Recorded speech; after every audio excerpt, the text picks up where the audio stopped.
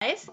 Um, so I'm really excited on today's call. Let me share my screen really quick. So I'm really curious to hear what our audience thinks of when they hear the word community. And so in the chat, this is, I like to see involvement and engagement. Tell me what you think when you think of the word community. Okay, so type that out. Um, you know, And then the next one, for those who are kind of watching this on the platform or whether you're on Zoom or whatnot, tell me in your words, what community do you feel like you most belong to? So, for example, your community could be your church, your neighborhood, your Dungeons and Dragons crew, whatever it is, type it in the comments. And so you guys can kind of just read it in the chats.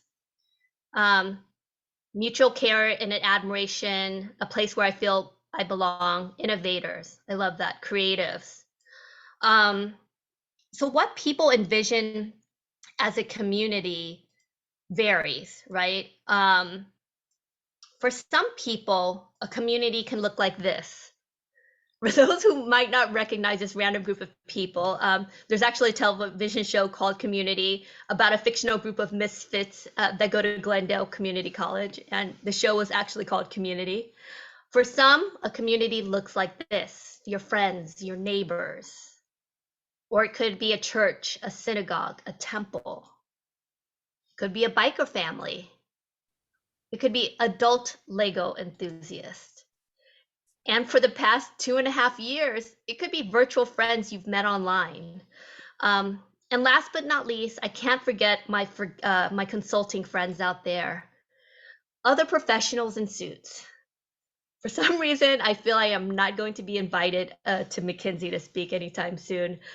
This is like the worst stock image. I didn't even bother to buy the photo, and it has this watermark still because I will not use this after this presentation. So let me tell you a little bit about my story beyond my CV and how I got into community building and why I think it's the most important and powerful tool that anyone can have who wants to truly make a difference in the world or even grow a business. So my name is Lan, and my family are Vietnamese refugees. We escaped Vietnam in 1975. And when I say escape, my father was a high-ranking official in the southern Vietnam, and he would have been put in a re-education camp or worse if he had been caught.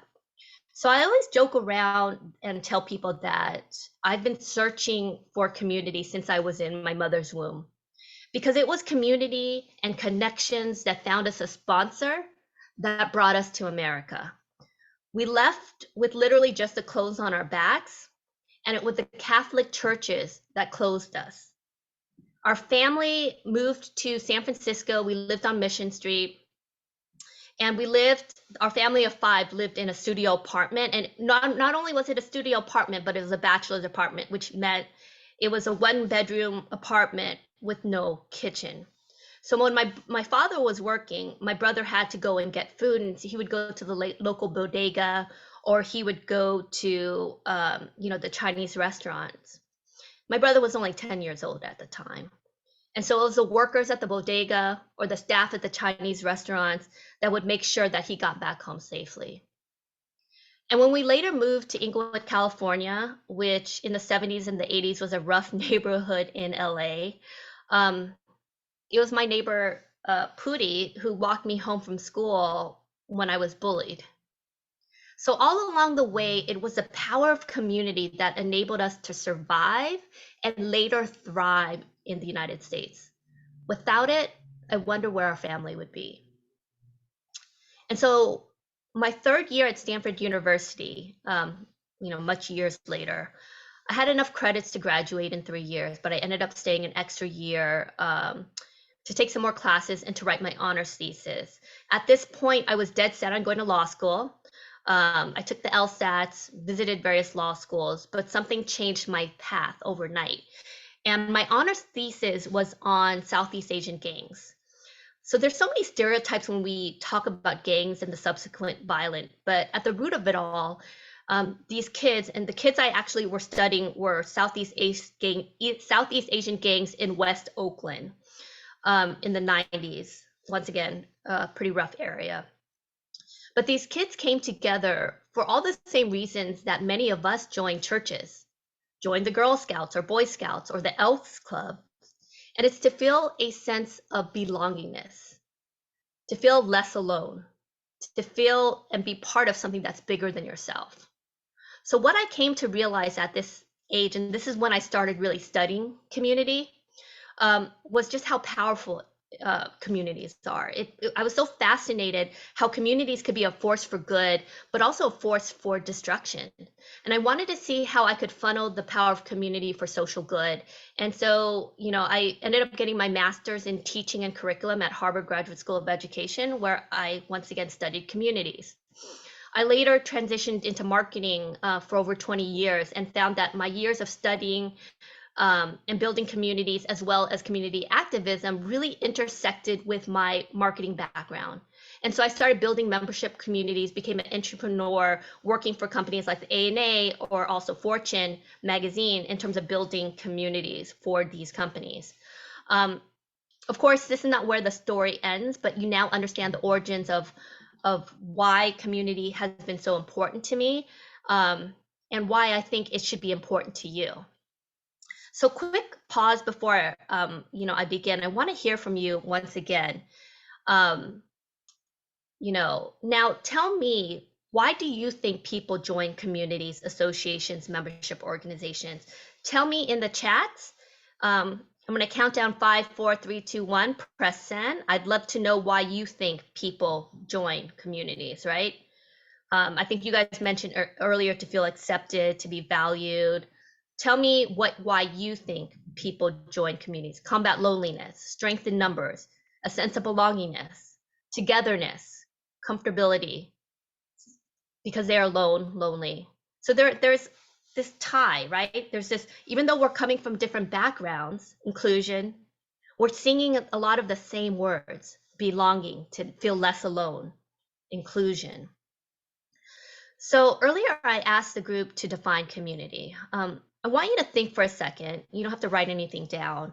What makes a community different from a random group of people, strangers, standing next to each other? Think about it. It's engagement, commitment, purpose. If you look at the textbook definition of community, a community is an engaged and connected group of individuals with mutual interest or shared commonality, right? This is why one of the key objectives for any community manager is to increase and drive engagement. But first, you need to understand what brings people together. And there's a myriad reasons, and you guys mentioned some of that: shared experiences, watching out for each other, values, belongingness. The other things that bring communities together is identity, purpose, interest, passion, behavior, collective power. And Venice in the comments has a very good one, a powerful one, is civilization is meant to survive and thrive together. And inherently, if you look at us prehistoric, we as an individual humans could not survive without the collective, other people coming together to combat the saber-toothed tiger or whatever was the danger in the environment. So we are inherently born to want community. And let me stress this: none of us can survive without other people. And I know some of you are thinking, the introvert in me is saying, I could live in my basement and be alone, right? But no, because think about it. When you're born, if you don't have parents, if you don't have someone, a caregiver taking care of you, that baby will die in a matter of 2-3 days if left unattended, right? We are born inherently needing others. We, as Rajat said, are social animals. So the last one I find, I mentioned collective power, is really interesting. No one really joins because of collective power, right? No one, when I asked you guys, why did you join a community? No one said collective power, right? But no one really admits to this on a conscious level, but a lot of times it's why people stay. So people join because of community, belongingness, but the reason why people stay, collective power is one of the big ones. So for example, I gave you that example of me working with these Southeast Asian gangs in West Oakland. And one of the reasons is they wanted to belong, but also it would have been difficult for them to survive an upbringing surrounded by violence, drugs, alone. Because collectively, they became more powerful when they came together. There was protection, right? When I was heading membership at the Association of National Advertisers, companies were trying to go up against Facebook and Google and have them basically give more transparency in terms of their walled gardens, right? They wanted to know where the advertising dollars were going. Now, if you're a smaller company trying to go to Facebook and Google, who owns like probably 90%, or maybe it was 95% at the time of the advertising space, you had no leverage. But what these CMOs at the ANA realized is that when they came together, right, the P&Gs and the Unilevers, but also the smaller companies, they had more collective power. And you see this with unions. And there's a reason why big businesses don't like union, right? They can fire an individual, but it's much harder to fire 200, 300 people. The power of the collective. So I can go on for days on community, why they're important, but today's conversation is really focused on the 7 things you need to do to create a passionate community.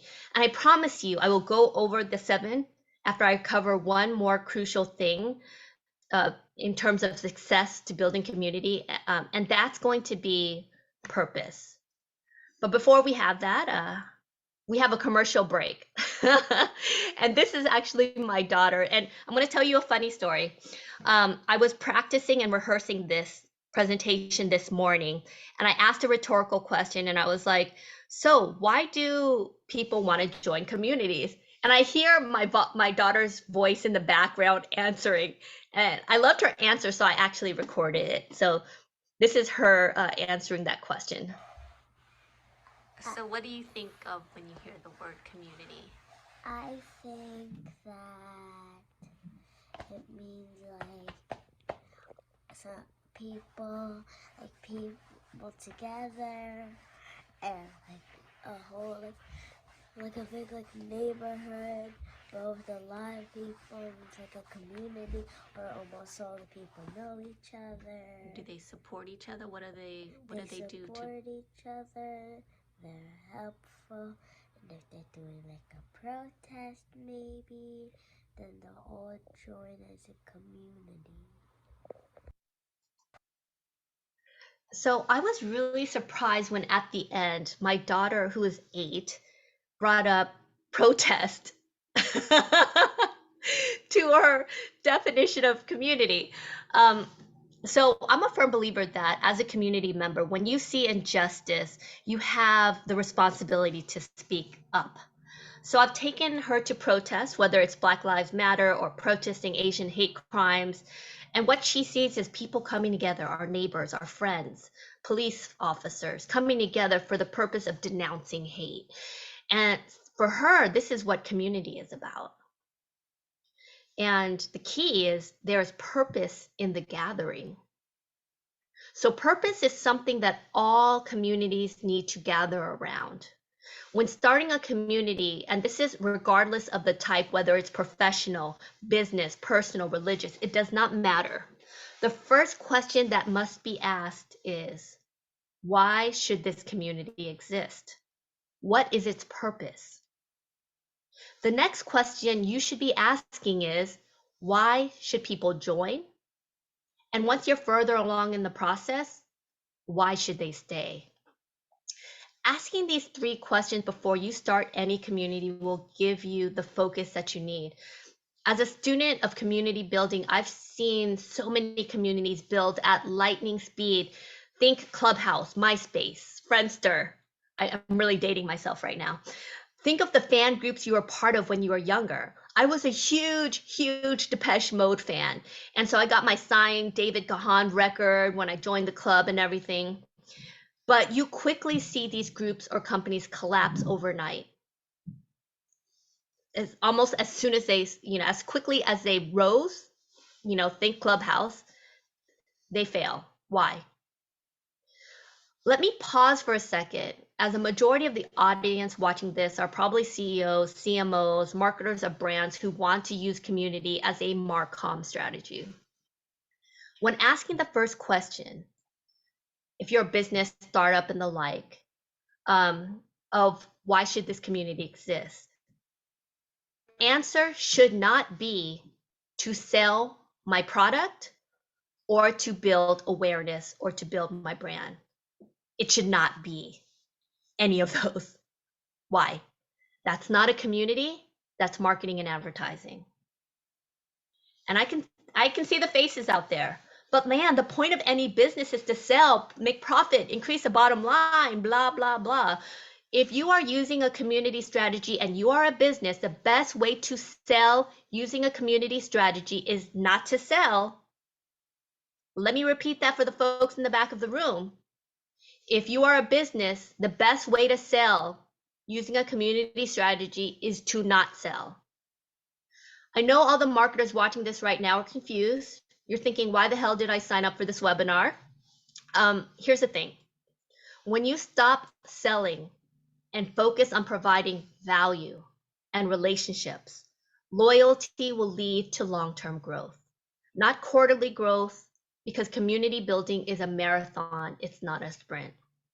And this goes the same way in terms of personal relationships, right? If you want to build a brand that lasts, you need to create a community of customers that will become your most loyal advocates.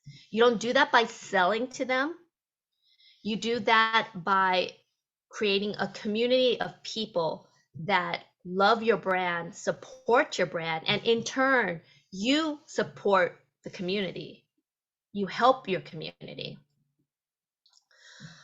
If you want to build a brand that lasts, you need to create a community of customers that will become your most loyal advocates.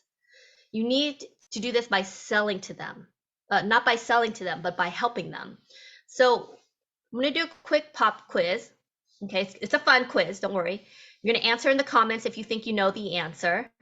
The winner gets bragging rights. And I'm going to post some mission statements, ethos, company buzzwords, and you tell me in the comments whether you can guess who the company is. Okay, ready?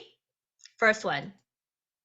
Using technology and design to connect the world through fitness, empowering people to be the best version of themselves anywhere. Peloton, Peloton, Equinox, got a lot of Pelotons. Ding, ding, Peloton. Good job, guys. You win bragging rights for that round. Next one, live to ride, ride to live. Live to ride, Harley, up, Harley. Live to ride, ride to lead. You guys are right. This has got a good group here. Next one, to give people the power to build community and bring the world closer together. Facebook, no, only Facebook, okay, got a few right. Zoom, good guess, Tanya. Facebook, it's Facebook. And yes, Meta, this is their old, quote, mission statement. I'm not even going to bother with the whole metaverse thing right now. So that I just had the old Facebook. Next one, a social platform. This is a little bit harder. A social platform that connects neighbors based on their location. Next door. You're good. You guys are good. I'm impressed. Awesome. So I think I don't know who won. The Kenny's team probably has to tally up to see who got most of them right, and you guys you'll get the bragging rights. We'll figure that out maybe at the end. So purpose, right? And I think there was a comment, let me try to find it right here. Denise, all my communities and relationships reflect my mission, passion, purpose, and most importantly, my core values. Yes, Denise, exactly. Many of you guys got that right? The purpose of these communities and these companies ring true to their product. Their community understood the assignment, right? to allude to some TikTok activity. They understand the purpose and their part they needed to play. So this question of purpose is really important and should be your North Star when building your community. Once you figured out the purpose, whether it's Peloton leveraging its connected fitness equipment to motivate its members, or Harley Davidson creating a brotherhood of riders united by the shared ethos of freedom, there is strength in community first. So the best communities are really based on building strong relationships, not brands, right? Which leads me to a little bit of history on branding, marketing, and advertising. Customers want to know what's important to me as a brand. They want to know, if you look at even the younger generation, the environment, equity, sustainability, they want to know that the brands care about what they care for: social justice, body confidence, right? Think about all of the brands that have been built in the past few years just on body confidence and inclusive, beauty. I can go on for days about this, but that's another presentation in terms of ESG. But these things are important because the customers are now demanding that brands care about what they feel and want and need, right? So without a further ado, I'm going to dig into this, the 7 laws to building passionate communities. Okay, ready? The first one, ding, ding, it's not about you. So I'm happily married, but I remember when I used to date, oh Lord, the stories I could tell you, right? Anywho, if any of you have ever been on a date, have you ever been on a date where the other person, all they can do is talk about themselves? Not one question about you, your mother, nothing, nada, right? There's usually not a second date, right? Brands that try to center their community building strategy around themselves or the product tend to fail. Why? Because it's not about you. It's about the community. It's about the customer. It's about the member, right? You need to show appreciation. You need to show them that you care, that you have their best interest at heart.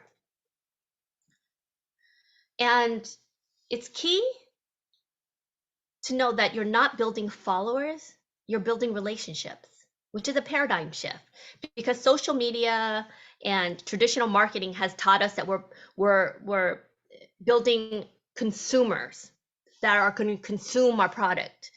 We are building followers that will follow me, right? And this world has changed.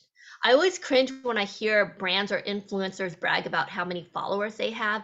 It just really grosses me out. In many ways, that's like traditional marketing approach, or what some people call push advertising. You have an ad on TV, radio, and you push your product onto the masses and they will buy it, right? It's very one way. The brand is the arbiter of what's good, what's trendy, what's right. It's good because we're telling you that it's good. But that doesn't work if there's no trust. And here's the thing: customers, especially millennials, Gen Z, and now the alpha generation, they don't trust you. They don't trust advertisers. They don't trust brands. They definitely don't trust marketers. So how do you build trust? You show up. You let them know that it's not about selling things. It's about caring for you as a customer. It's about caring about the customer beyond how much they will buy from you. I know what's really hard to understand. This is really hard. This concept is really hard to understand if you're a traditional marketer who's been doing this for a long time, or you graduated from Wharton. The traditional 4 Ps that everyone learned in biz school. Remember? Product. What product are you selling? Price. Are you pricing things at the right conditions with your competitors in mind? Place. Is your product distributed in the right places? And promotion, advertising, package design, etc. However, many of the brands that are succeeding in today's environment are doing things, they're breaking the rules, and they're doing things, completely opposite to what we as traditional marketers learned in the past. And so I'm going to do a quick dive this in terms of this history lesson, because I think it's a little bit important to understand the context. So the modern word of brand is derived from the word brander, which is the ancient Norse meaning to burn. So around 950 AD, a brand referred to a burning piece of wood. By the 1300s, it was used primarily to describe a torch, essentially a burning piece of wood that is used as a tool. It wasn't used as a verb until the late middle century, when it came to be known as a mark permanently with a hot iron. So by the 17th century, it was referred to a mark of ownership made by branding during a time when property like cattle were burned and branded to mark ownership, right? And so the birth of modern advertising and branding is credited to James Walter Thompson. His advertising firm was the first to establish a creative department to design content and branding for clients. And in 1989, his in-house team claimed 80% of the advertising in the US. Soon, companies began introducing logos, slogans, mascots, and radio jingles to promote their brands, not just their products.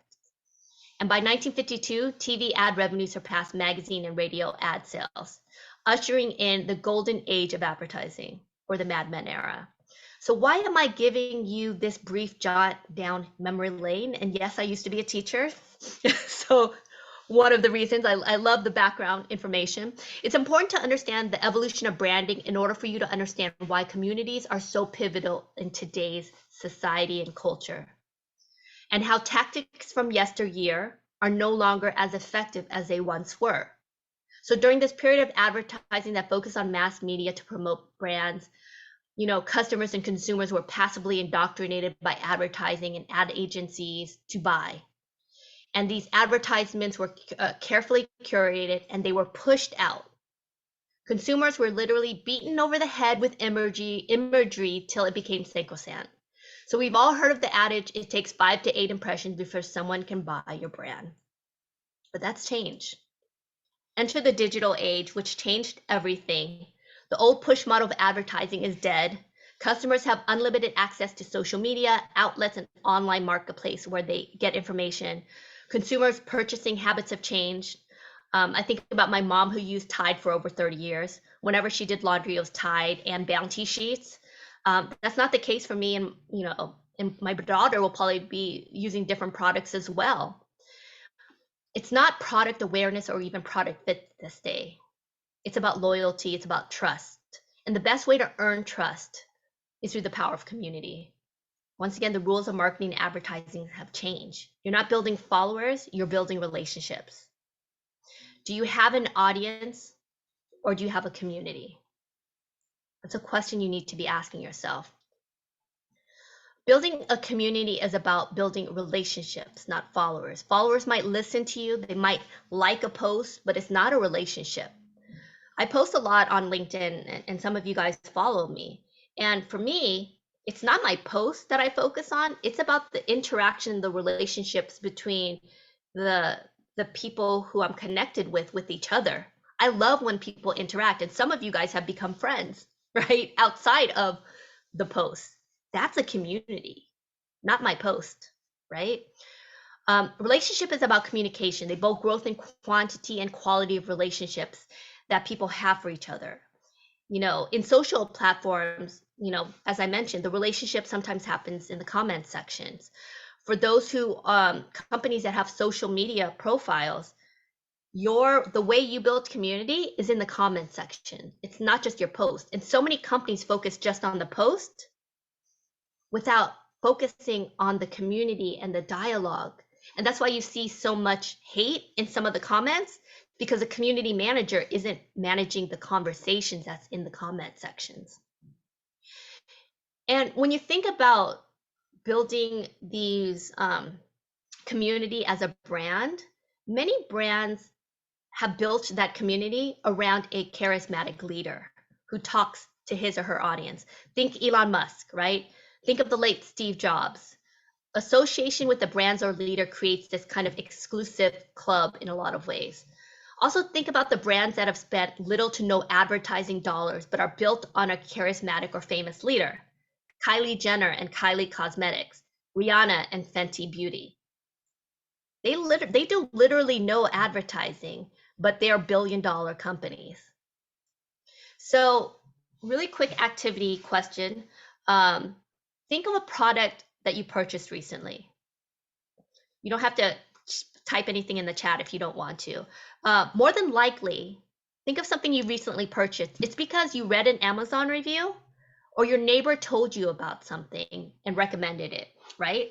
Amazon is the second top search, and Amazon is actually the #2 top search engine in the world, beyond Yahoo and Bing.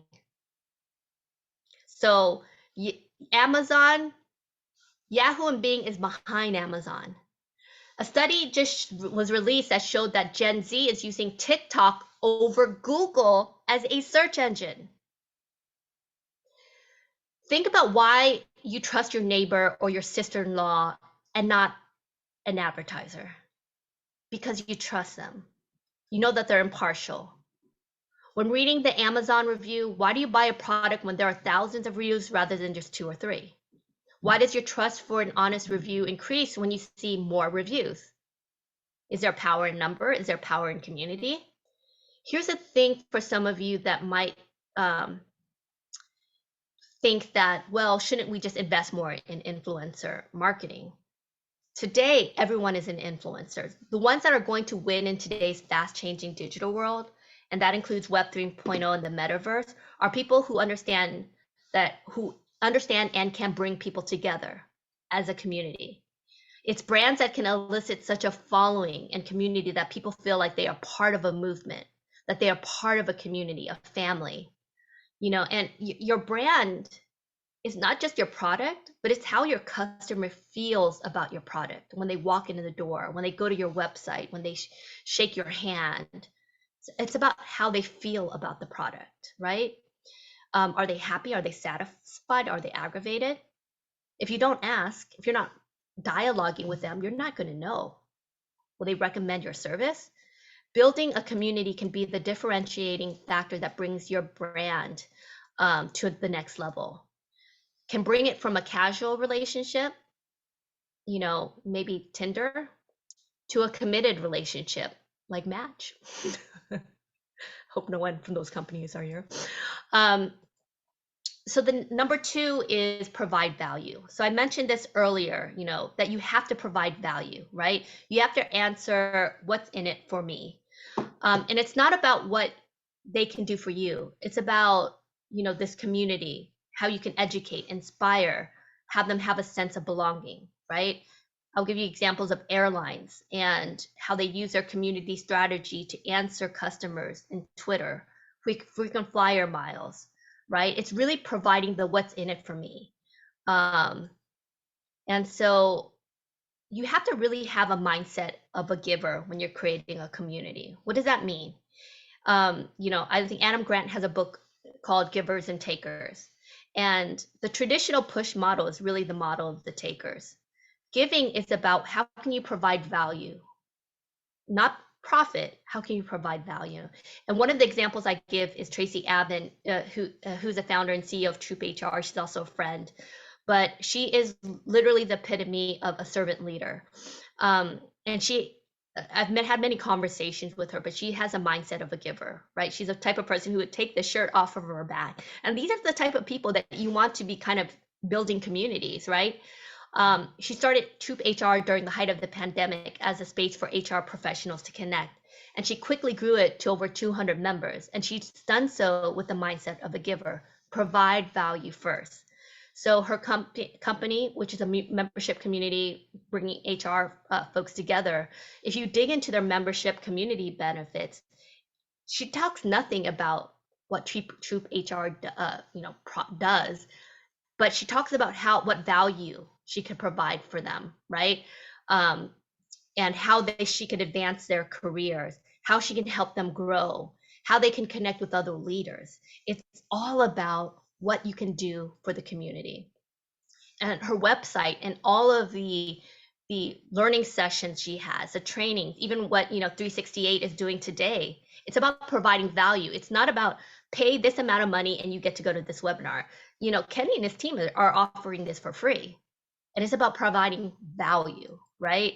She has master classes with so there's education kind of involved in it. And I'm going to go really quickly. This is Emily Weiss. She's the, you might have known her as a super intern from the second season of MTV's The Hill, right? Back then, she was a college-aged intern. Over a decade later, she's now the CEO of Glossier, a beauty brand she started in 2014. So it was born from a beauty blog she created called The Gloss that she started in 2010 in her 20s.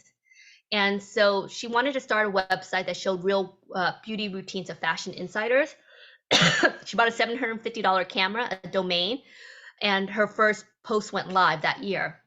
The blog quickly grew followers, um, and she had over 200,000 unique visitors by 2012, 2 years later. By 2016, that number had grew to 1.3 million.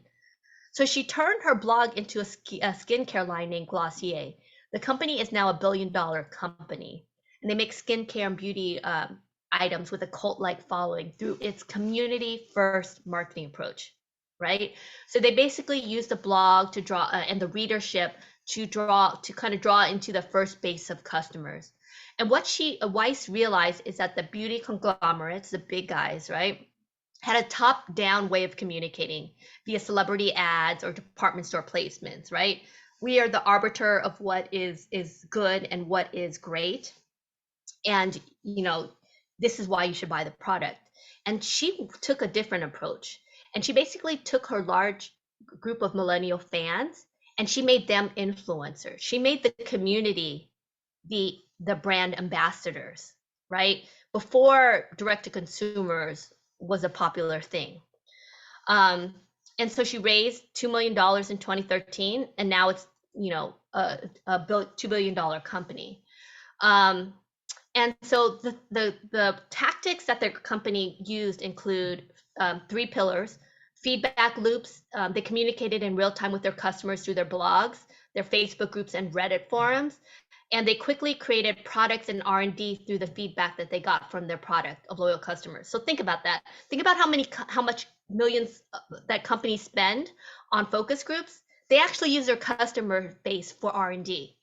They created a rep program where they recognized the leaders of the Glossier community by inviting them to be a part of the rep program, where each rep received unique perks such as unique affiliate codes, exclusive access to products and discounts.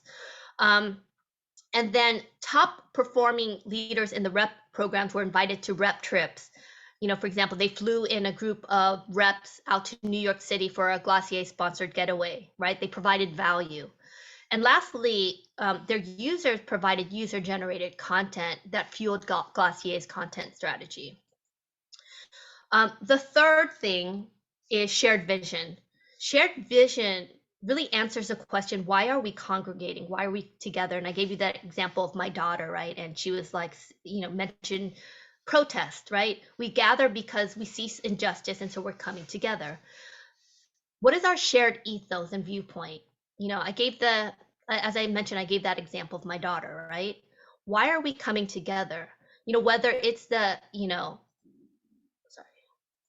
LGBTQ community coming together, love is love, right? This is why we are coming together. Or, the Bay Hive, right? And if you guys aren't familiar, Beyonce has her community is called the Bay Hive, and they have about 150 million followers, right?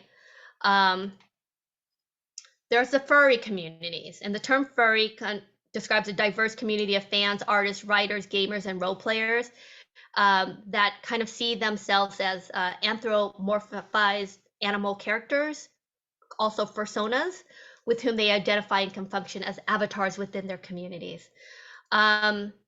And then an example of a kind of corporate group or community is a Harley owners group, which is really the granddaddy of all corporate community building efforts. And if you want to do any research in terms of what corporation is doing it right, it would be the Harley Davidson group. And they're called, HOGS. And it was created in 1983 as a sponsored community marketing club operated by Harley Davidson. They have over 1 million members, making it the largest factory-sponsored ride club in the world. And the reason why it's so powerful and has staying power is it's not just promoting a consumer product, but it's really promoting a lifestyle. So Hog members typically spend 30% more than other Harley owners. They, they take part in the member benefits. Once again, what are you giving them and providing? They have rallies, events, camaraderie, recognitions. So much of the intent of these groups is not just making people loyal to the brand, but it's also, capitalizing on this ethos of this community vision of purpose of, uh, you know, American made, right? Pride, freedom, right? It's those intangible things that are beyond the product. So there's only one rule to becoming a Harley Davidson or Hog member, and that's a candidate must own a Harley Davidson motorcycle and pay the dues. I'm not going to go through this video, but I think it's an important kind of uh, example to kind of give, and it's that Think campaign by Apple. It's easy to forget just what a state Apple was when Steve Jobs returned to the company in 1996, and they weren't doing well. And he really leaned into this notion of creating this community of customers. And think about Mac customers. They will line up for hours to buy an iPhone, right? Do you see that with other products like Microsoft or PCs or Android? You don't see that passion. And I think one of the big factors is that Steve Jobs was able to kind of create this ethos of we think different. Not just Apple, but you as a consumer are part of this community, and you are part of this ethos of people who think different.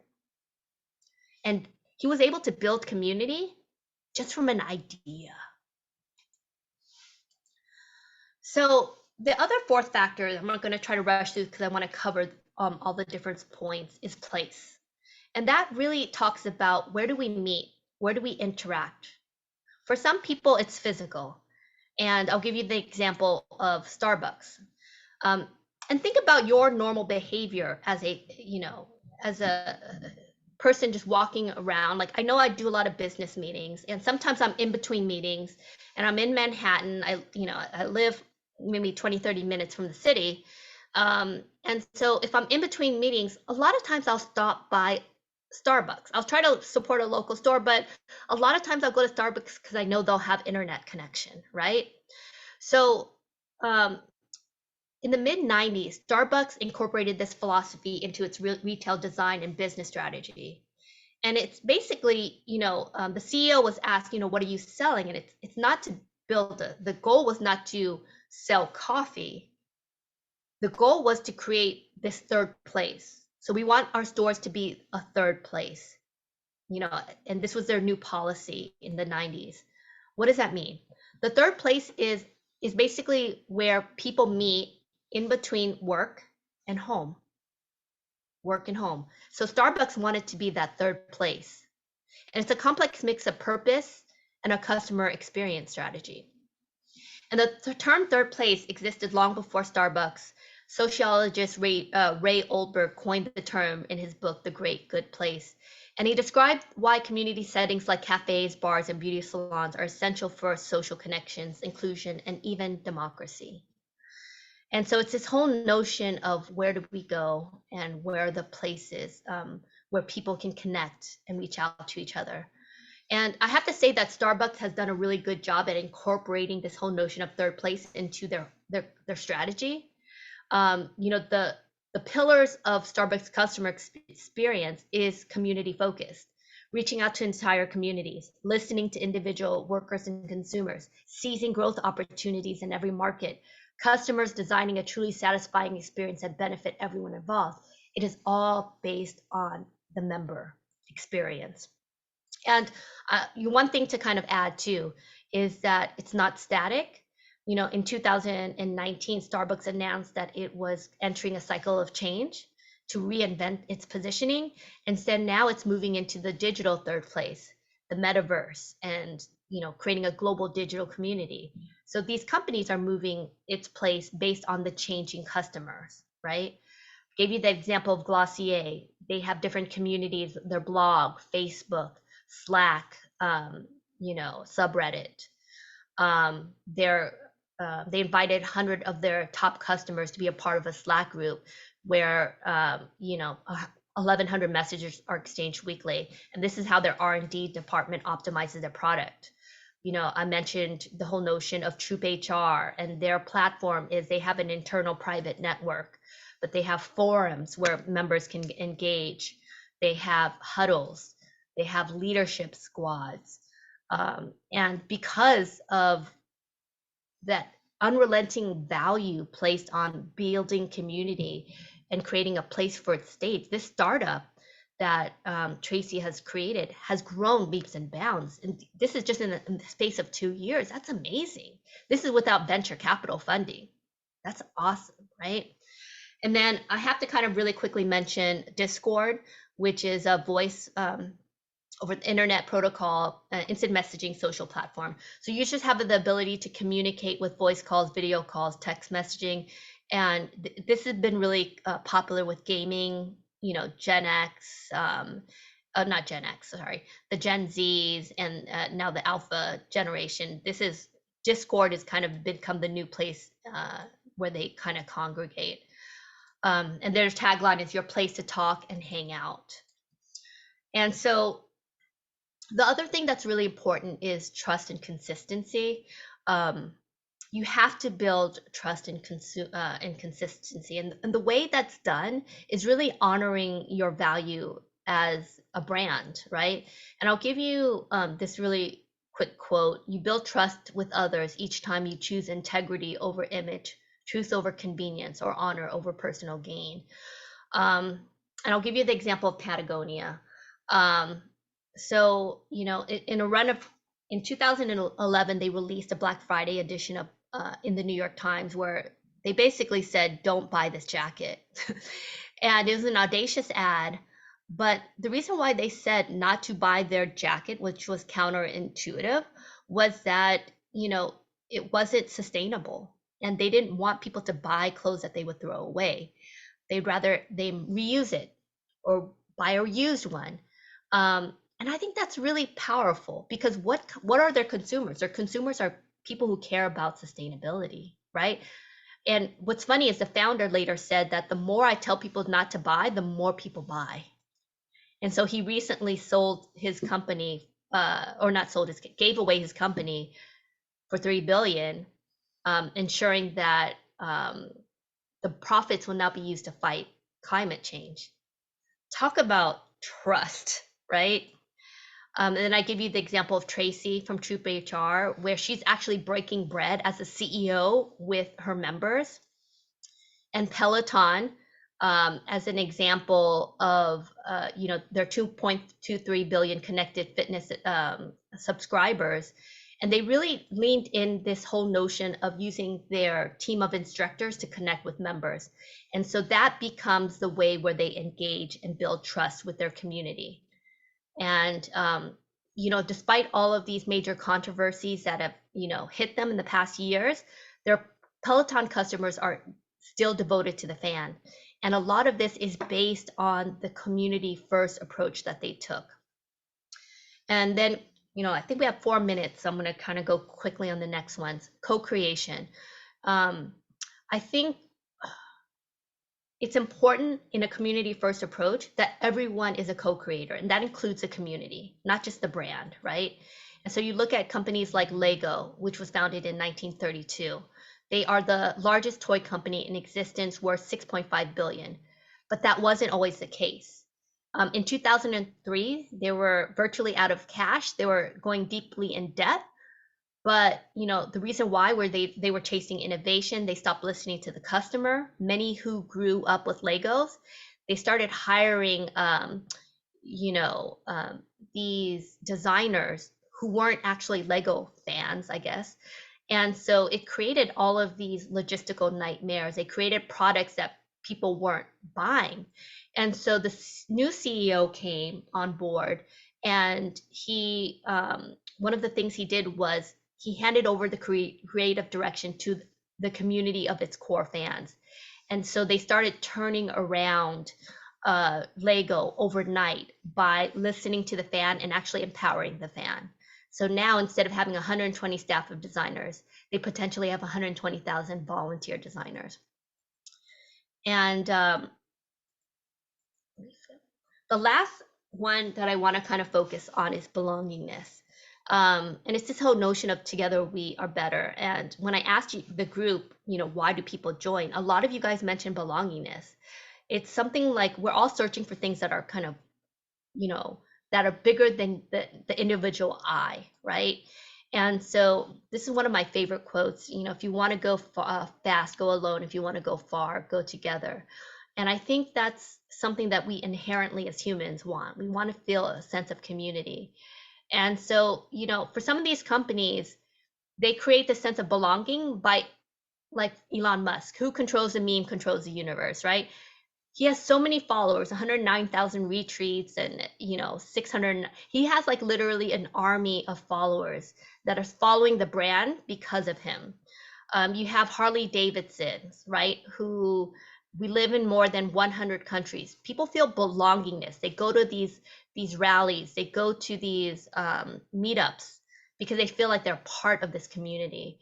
And I mentioned Troop HR. They do wine tastings. There's this sense of like, okay, we might be alone during a pandemic, but we're going to come together as this group.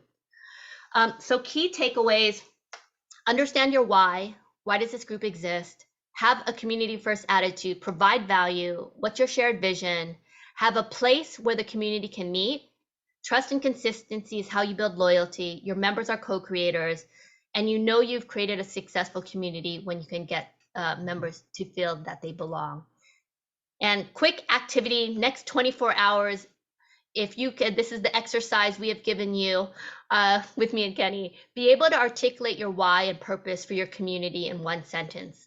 Envision your 10 most passionate community members. Ask yourself, what do they want and how can I provide it through the community?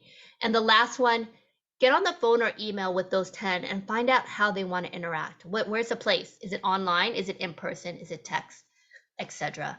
So I know I kind of whipped through the last part. I just wanted to go back online to thank everyone for making this. I know we probably ran out of time for Q&A. If some of you guys want to stay after, I'm willing to stay for a Q&A. But I just want to thank everyone for coming. I hope this was helpful. Yeah, let's take like maybe 3 questions here. Who's the first brave one in the chat? Thank you, Lan, by the way, for sharing all this. I kind of want to go follow the Harley Davidson stuff now and dig into that, and also Troop HR as well. But yeah, let's see if everyone has any questions here. We could take maybe 2 or 3. Thank y'all for everyone jumping in. That's awesome. Little information. Let's see. If possible, please redisplay the homework. Yeah, let me, I'm gonna, hold on. I'm gonna cut and paste it and send it to you guys. Hold on. Cool.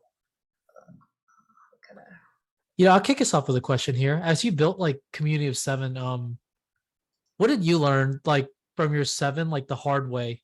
Like, did you do anything in your journey after, like, because going from Fortune, obviously you learned quite a bit building that kind of like community, but then you built one, with your own as a leader. What did you learn where you're like, oh, I shouldn't have done that? I don't believe in, I'm not a person who believes in making mistakes. It's basically lessons. Mm-hmm. And so I've had many lessons along the way. I will say it's a lot easier to build a business when you're using other people's money. Yeah.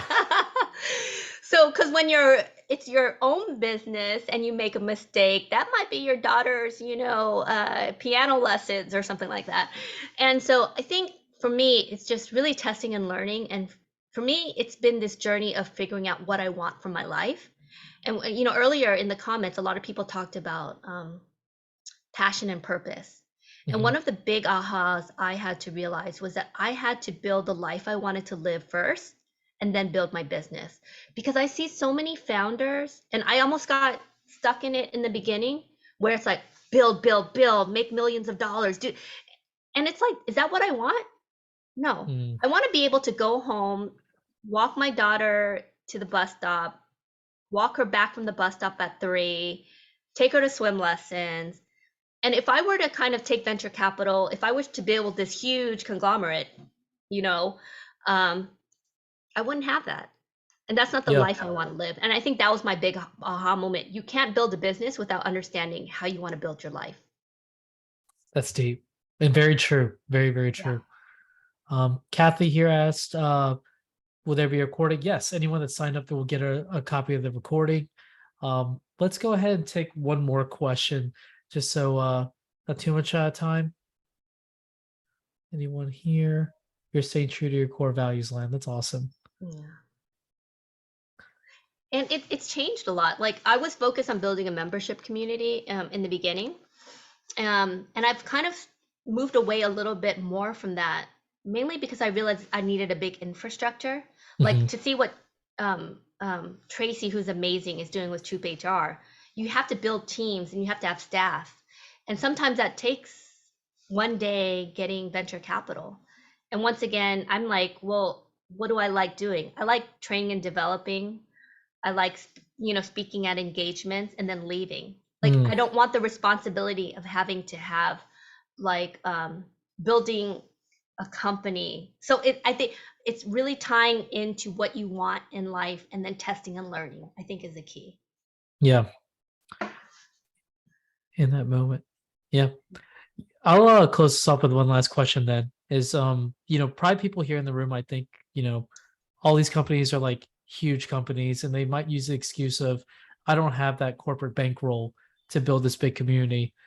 That's step one, that 24 hours, which is basically like outlining like your top 10 people that you would imagine being part of this community. Do you have any insight if you don't know maybe that 10? What kind of questions should you be asking yourself to figure out who should those 10 be? Well, if you don't know who those 10 are, Hmm. then it probably speaks to the fact that you're not listening to your community, which Hmm. means you probably shouldn't be in the business of trying to create a community and that you should try to find someone that can, Yeah. right? Because if anyone that is community focused is listening. So if you look at any community manager, they're in the weeds, in the comment sections, replying to people, seeing who the regulars are.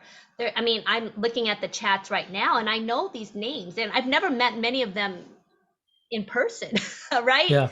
But I know them because, Venice and David and all these people, because I see them on LinkedIn replying to comments, and I'm a community builder. I want to engage with them. I want to communicate with them. And so if you can identify those 10, then you should probably find someone who can, because building a community is about caring about your community and knowing your community.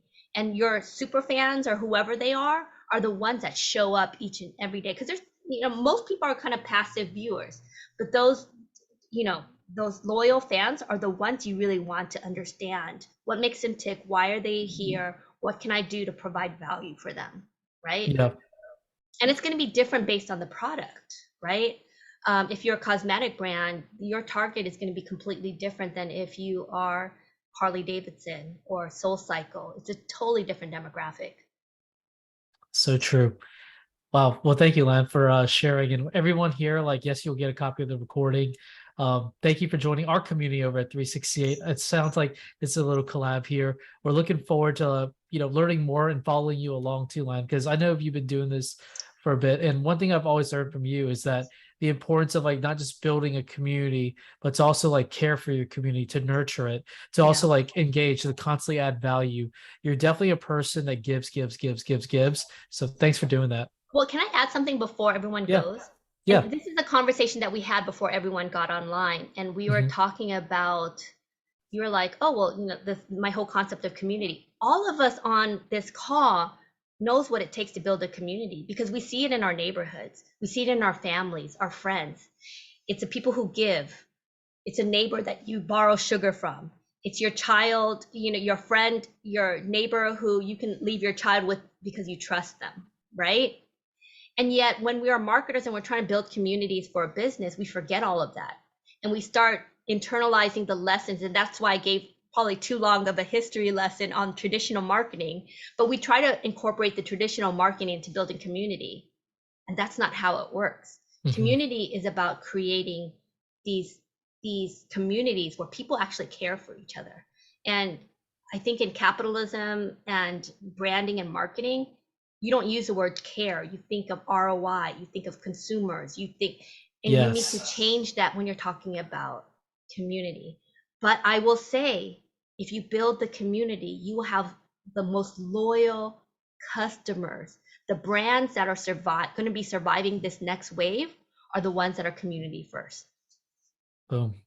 All right, y'all. That's the mic drop. I'm gonna let you go out in that moment. So yes, agreed. Ba-boom. Awesome. Well, thank y'all so much for jumping in. Thank you, Lan. I appreciate you so much. You Thank definitely you, lived up Kenny. to it. Appreciate you. Awesome. Thank y'all. Thanks. Bye. Take care.